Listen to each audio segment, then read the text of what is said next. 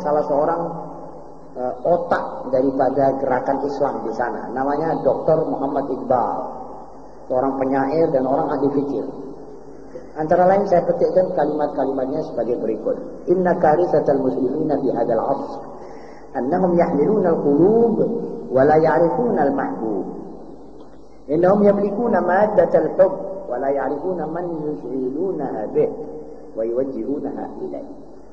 Di antara malapetaka yang menimpa kaum muslimin dewasa ini adalah bahwa mereka memiliki atau menggembol hati, tetapi tidak mengetahui siapakah yang harus dikasihi dengan hati itu.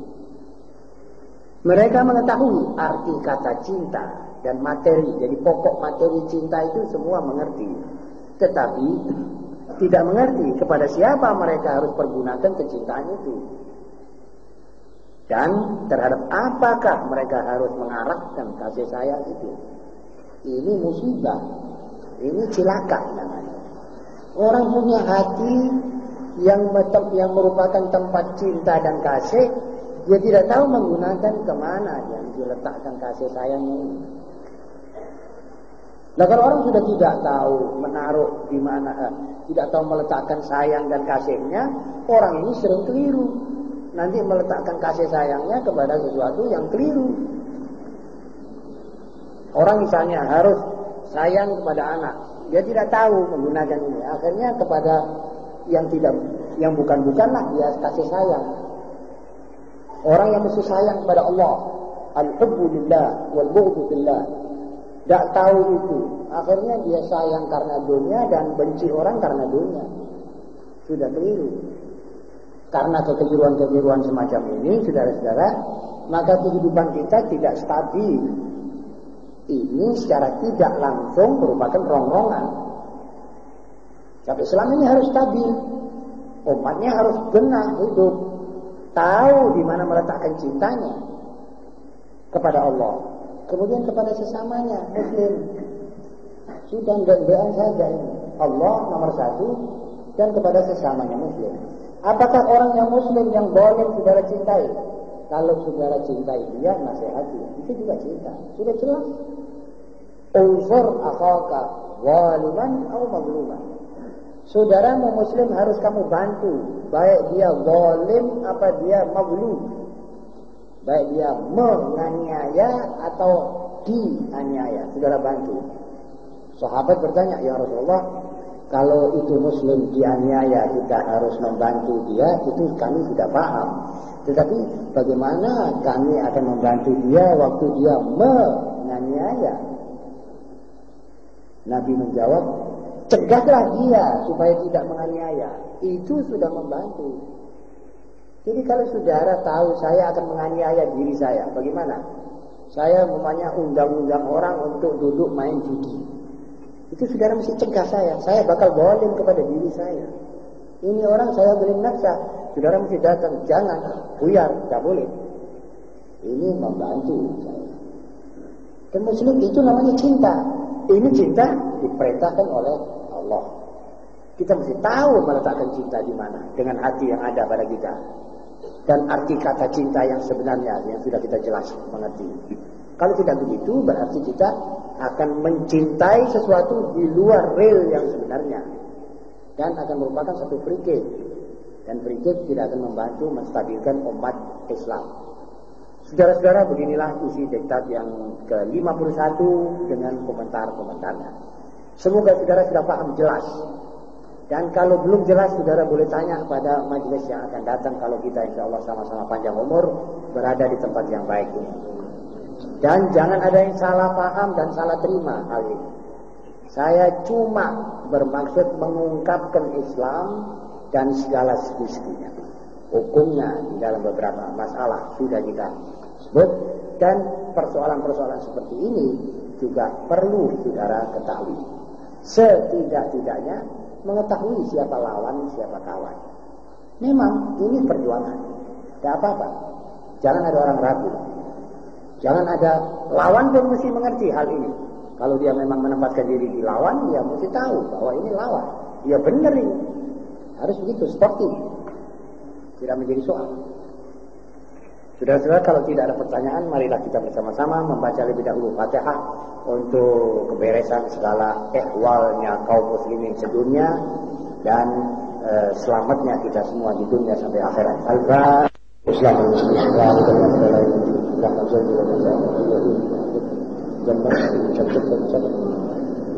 Ya Rabbana tarabna bi'annana tarabna wa'annana asrafna ala lama asrafna adum alayna tawba nasir li kulli hawba wanzurna al-awrati wa amin al-raji واغفر لوالدينا ربي ومولودينا والآل والإخوان وسائر الخلان وكل ذي محبة أو صيغة أو رغبة والمسلمين.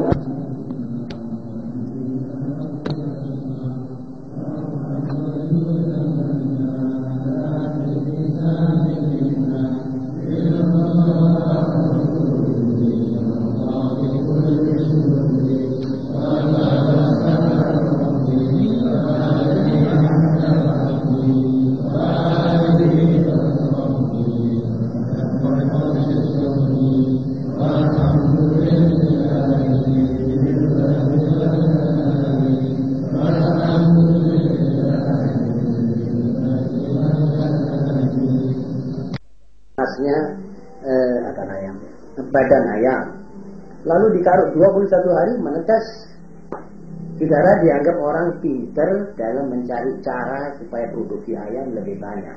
Tetapi toh saudara tidak dikatakan bahwa saudara pencipta ayam. Betul? Jadi bayi tabung itu anehnya, kalau boleh kita hormat kepada penemunya, yaitu cara penelitian mencari telur dari rahim perempuan. Ini satu yang memerlukan keahlian. Jadi memerlukan ada semacam keker, dan keker itu ada lampunya. Diambil telur yang kecil, saudara tidak bisa lihat itu telur. Karena dia tidak bisa menaruh telur itu di tempatnya, itu telur tidak bisa tertaruh di tempatnya, diambil dipindahkan di tempat lain. Atau dimasukkan kepada rahim lain. Karena itu perempuan mandul misalnya. Dan lantas sesudah jadi semacam embrio, itu dimasukkan di dalam rahim. Saya kira ini bisa kita terangkan 4 mata saja kalau ini umum ya. Saya kira saya tidak perlu mendalam di sini. Kalau insya Allah saudara ketemu saya bisa jelaskan lebih terperinci lah. Ya silakan. Manakah yang lebih baik menurut pandangan Islam? Suatu negara yang berhukum Islam, yang satu pakai dengan sistem kerajaan, yang satu dengan sistem republik. Pertanyaan saya yang kedua, apakah dengan sistem kerajaan sebagaimana terjadi di Arab Saudi, apakah tidak mengurangi hak seseorang untuk menjadi khalifah? Begini saudara yang terhormat, Islam itu mengutamakan isi dari negara itu, tidak style-nya, tidak sistemnya. Jadi misalnya, coba yang lain saya minta dengar ya, ini pertanyaan penting betul. Jadi Islam itu yang menitik beratkan kepada dasar hukumnya, hukum apa? Hukum Allah. Ya walaupun yang jalankan itu hukum Allah, raja ya boleh. Kalau hukum Allah dijalankan nanti mesti ada musyawarah, ada parlemen. Kalau Saudi belum ada, Saudi belum cukup aja. Itu memang sistem kerajaan dan tidak memakai cara Islam. Tidak pernah dia bilang saya memakai kerajaan model ini adalah model Islam. Tidak pernah. Dia juga tidak pernah ngaku ini. Dia bilang karena ini negeri dibuka oleh nenek moyang saya dan kami pakai cara kerajaan dan warisan kami. Seharusnya itu sudah keluar dari hukum Islam.